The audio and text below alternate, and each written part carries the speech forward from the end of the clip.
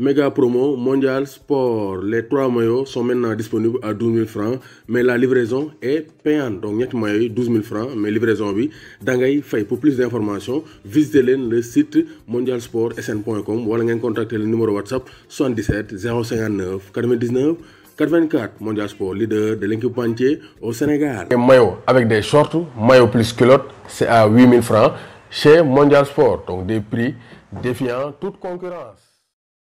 Bonjour à toutes et à tous, bonjour à tous les suiveurs et à tous les inconditionnels de Grégoire Omnisport. Idrissa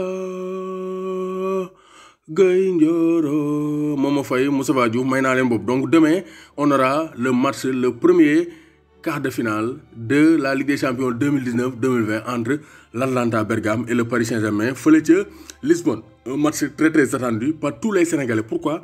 Parce que Gana Gueye est le seul rescapé des Sénégalais en Ligue des Champions. Yeneen Sénégalais yëpp toog nañ, donc Gana Gueye mooy l'espoir sénégalais pour remporter la Ligue des Champions cette saison. Parce que daaw Sadio Mané moo ko jël, mais cette saison Gana Gueye rek moo ci des. Autre chose, Gana Gueye va disputer son premier quart de finale. Donc Gana Gueye, il a 34 ans, donc il a 30 ans.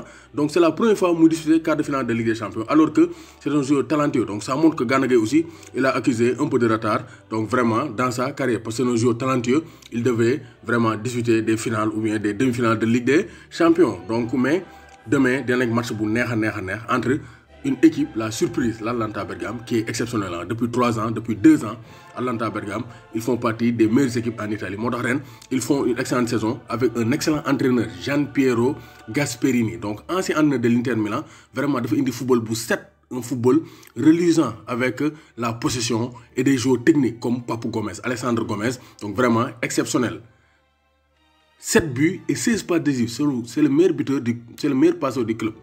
16 passes décisives pour donc le joueur argentin. Donc il n'est pas jeune, il a dépassé la trentaine, mais Papu Gomez reste toujours incontournable dans le dispositif offensif de Gianpiero Gasperini. Le meilleur buteur, c'est Duvan Zapata à égalité avec Luis Muriel. Mais Duvan Zapata, si on l'a insisté parce que c'est le puissant attaquant colombien, ancien joueur du Napoli, mon côté 18 buts et 6 passes décisives cette saison, c'est le très haut niveau. Josip Ilicic aussi, l'international slovène, mon aussi, excellente saison la def. Donc il a même été comparé à Lionel Messi. Mon cette saison, 15 buts et 5 passes décisives, mais heureusement pour le Paris Saint-Germain, Ilicic du jouer, dafa blessé, il va arrêter le quart de finale face au Paris Saint-Germain. Donc là, moi attaquant, mais dañuy ñëw ci milieu terrain, récupérateur, milieu terrain, défensif sax dañuy dougal.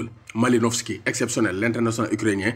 Donc 8 buts et 3 passes décisives. Mom c'est le spécialiste des tirs de loin. Donc Paris Saint-Germain, ñom Gana Gueye, surtout Gana Gueye milieu terrain défensif, na jéma gérer Malinovski parce que boy bi ukrainien bi heure bu yoré balle frappe hors de la surface de jeu ay. Donc loolu war na ko mëna xol parce que wa Napoli ay nañ jeu possession, attaque placée, mais ils sont forts aussi dans les coups de pied arrêtés, mais aussi au niveau des frappes de loin, parce que c'est un joueur de Monodor, de même que Pasalic, international croate, 9 buts et 5 passes décisives, ancien joueur de Chelsea. Donc c'est pour dire que vraiment c'est le très haut niveau. Donc du côté du Paris Saint-Germain, on aura un absent de taille, c'est Kylian Mbappé, le meilleur joueur du Paris Saint-Germain sera absent. Montax Gianpiero Gasperini néna bam gisé né Mbappé dafa blessé, il était désolé, mais néna bu sayon aussi Mbappé du mësa jouer ben minute parce que c'est un danger permanent. Donc Tuchel devra faire sans Kylian Mbappé. Donc Neymar moy nek ci kaw ak Mauro Icardi et Pablo Sarabia qui va remplacer donc Angel Di Maria. Au milieu terrain, on attend un trio au milieu terrain, Gana Gueye,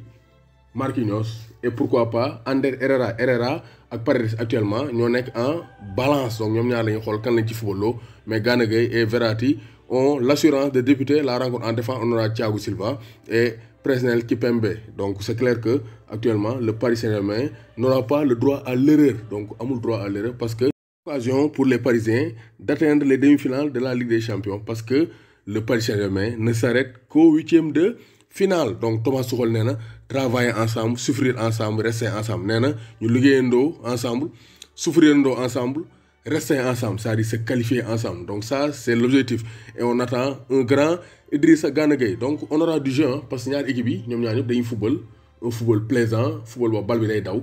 Donc il y aura du spectacle et des buts. Donc je concours score Paris Saint-Germain, Atalanta, Bergame. Pour trouver le bon score, vous avez sa maillot. Donc je concours Mondial Sport, le partenaire numéro 1 de Grégoire Omnisport. Ku am xalaat aussi boy joxe ci match bi Paris Saint-Germain Atalanta Bergame, mën nga ma envoyer vidéo 76 509 61 19 comme ça dinaa ko dugal dans la rubrique parole aux inconditionnels bonne chance Idrissa Gana Gueye.